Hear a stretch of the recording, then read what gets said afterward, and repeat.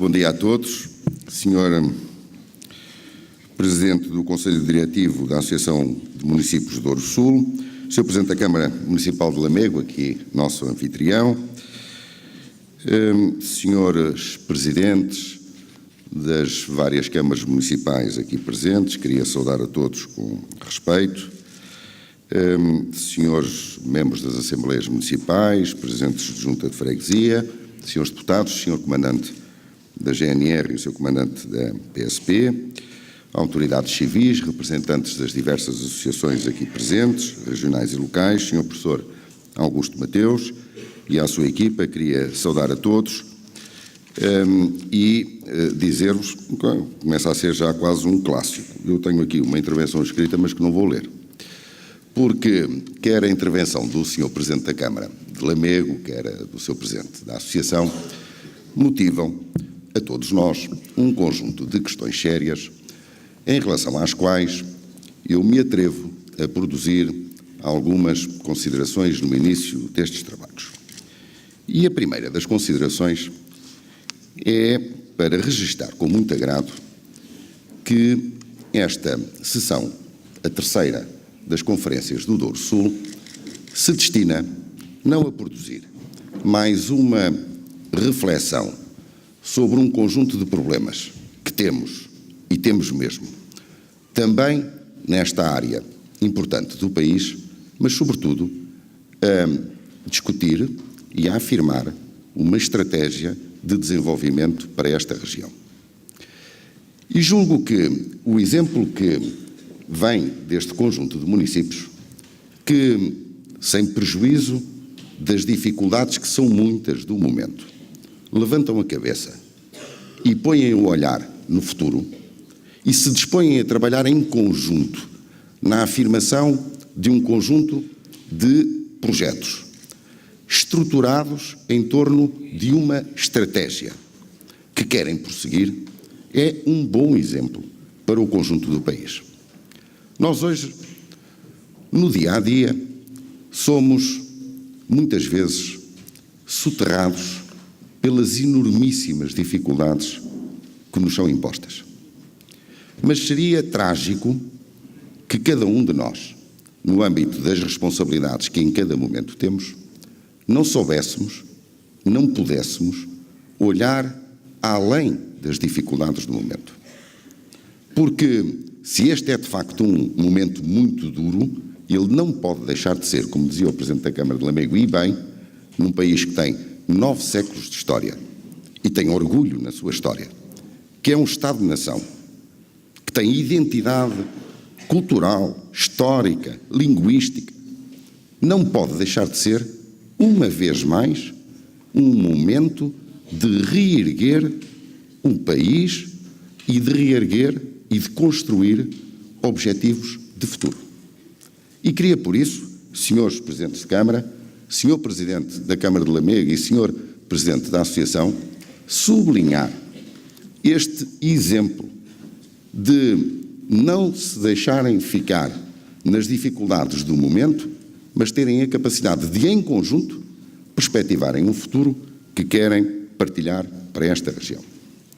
Em segundo lugar, para dizer que não desconhecemos muitas das dificuldades, que são dificuldades acumuladas ao longo de décadas do interior do país. O Sr. Presidente da Câmara de Rezende teve a gentileza de dizer que eu conheço o país. Eu conheço mesmo o país. E conheço bem esta região do Douro.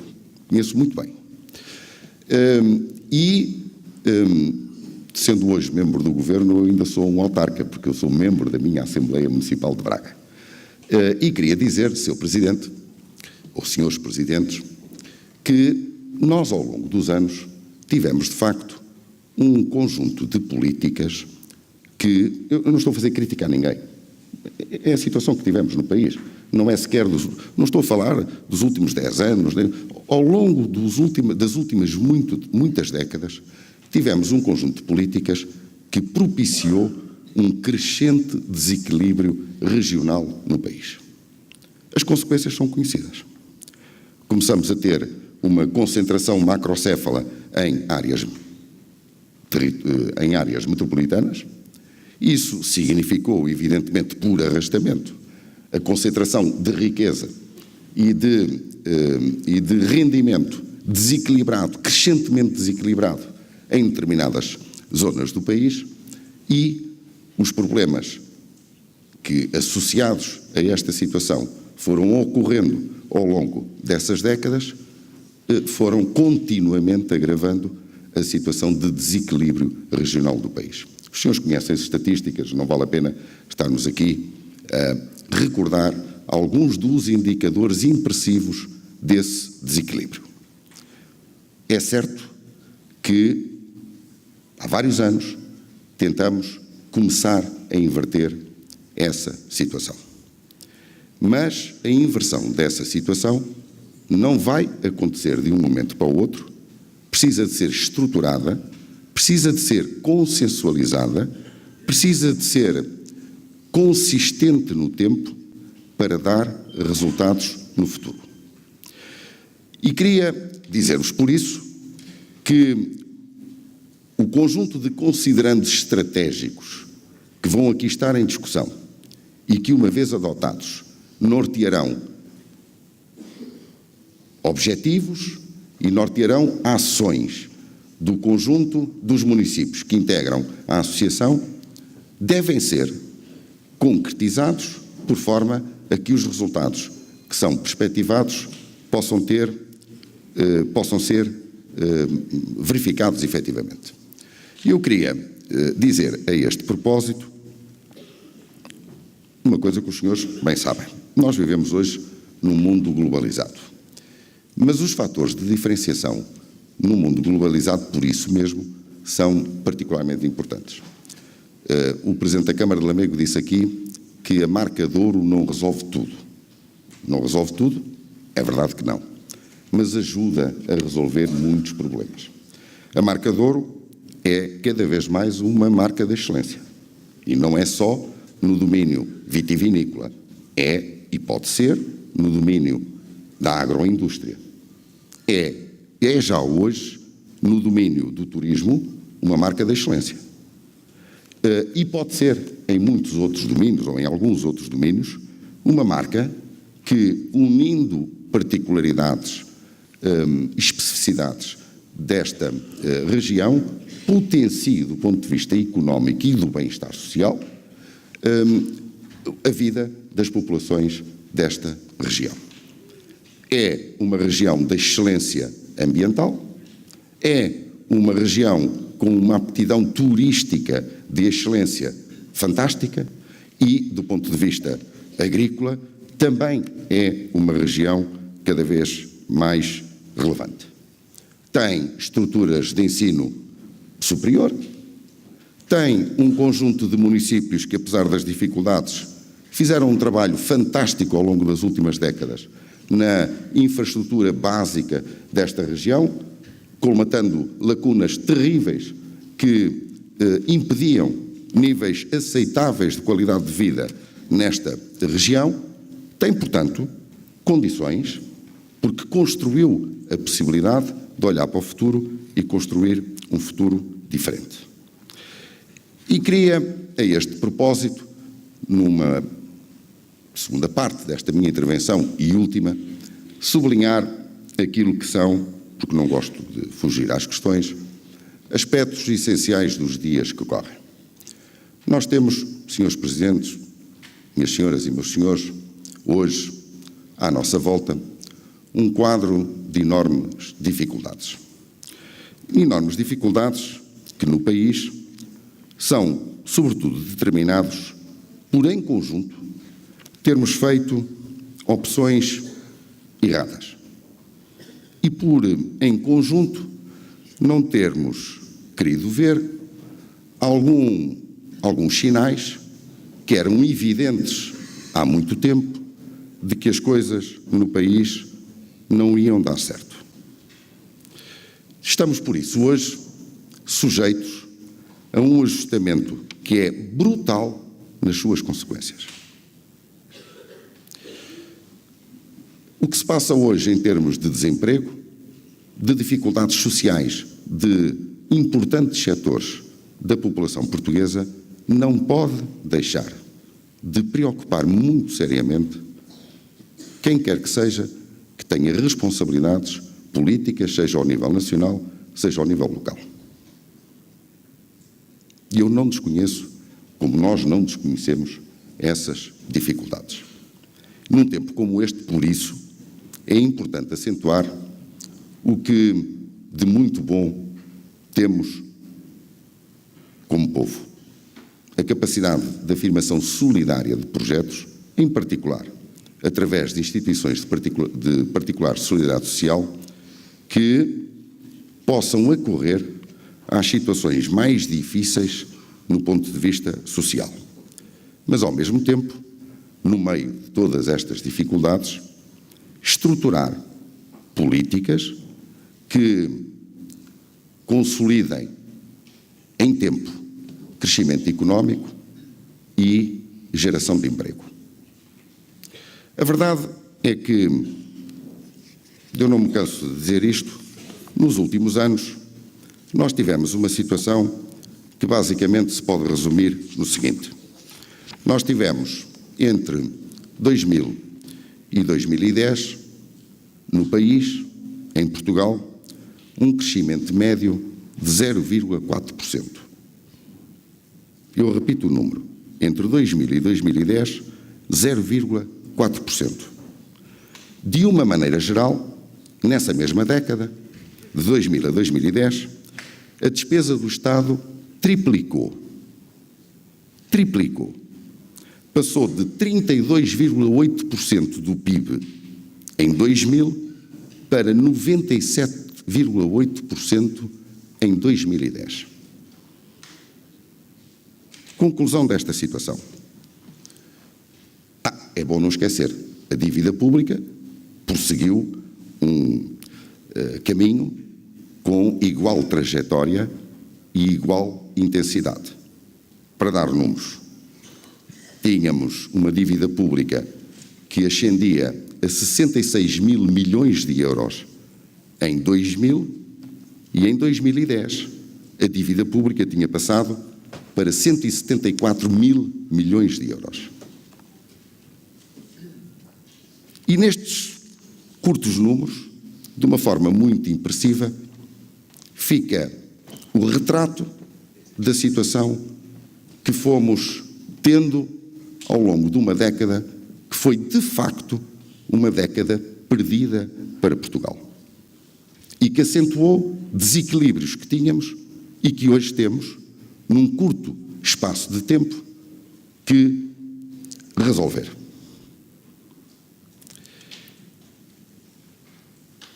Não fizemos a tempo ajustamentos que eram necessários no país. E como ilustram bem os números que acabei de vos referir, nós tivemos um crescimento nesta década que foi um crescimento anémico e tivemos um cavalgar da despesa e da dívida pública que foi progressivamente tornando-se cada vez mais insustentável. E não temos nenhuma dúvida de que sair desta situação exige, em primeiro lugar, repor ordem e equilíbrio nas contas públicas. Porque só isso constitui um patamar de recuperação do ponto de vista da economia saudável e, ao mesmo tempo, construir políticas que tornem sustentável a situação do Estado, das políticas sociais e de um conjunto de outras políticas que permitam aos portugueses olhar para o futuro com a confiança que hoje temos que reconhecer não têm. Aqui, na situação em que estamos, não podemos queimar etapas. E esta etapa, que é uma etapa dolorosa, é uma etapa que nós queremos vencer e que vamos vencer. E é por isso que, neste momento, para além das discussões políticas que possamos fazer sobre esta ou aquela prioridade, julgo que não resta dúvidas a ninguém de que é absolutamente essencial vencer este momento crítico da vida nacional. E que vencer este momento crítico da vida nacional significa, em primeiro lugar, pôr em boa ordem as contas do país.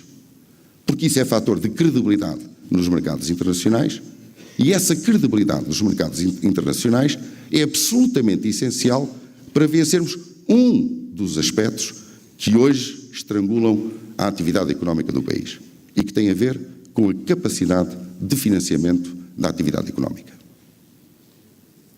É por isso que a multiplicação de projetos locais, a criatividade no encontrar de financiamentos adequados para esses projetos, a capacidade de, perspectivando do ponto de vista estratégico, apostas que possam ser reprodutivas para os territórios, do ponto de vista económico ou do ponto de vista social, é absolutamente crítico neste momento.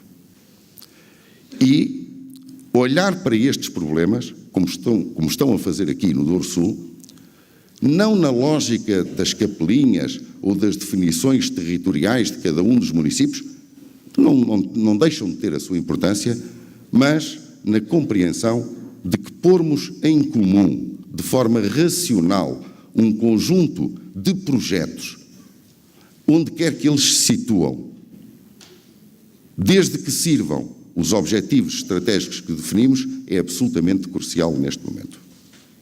E queria, por isso mesmo, dizer nesta ocasião que, não desconhecendo nenhuma das enormes dificuldades que temos, nenhuma, em particular o flagelo do desemprego, a fragilidade social de muita gente no país, não desconhecendo nenhuma dessas enormíssimas dificuldades, nós temos que cumprir os objetivos a que nos propusemos como país, porque isso é condição absolutamente essencial para percorrer um caminho novo de crescimento sustentado e de apoio a regiões como as regiões do interior, a setores da população que estão hoje particularmente fragilizados, mas, sobretudo, da criação de condições favoráveis para o aparecimento de empresas, de projetos empresariais que propiciem crescimento económico e criação de emprego.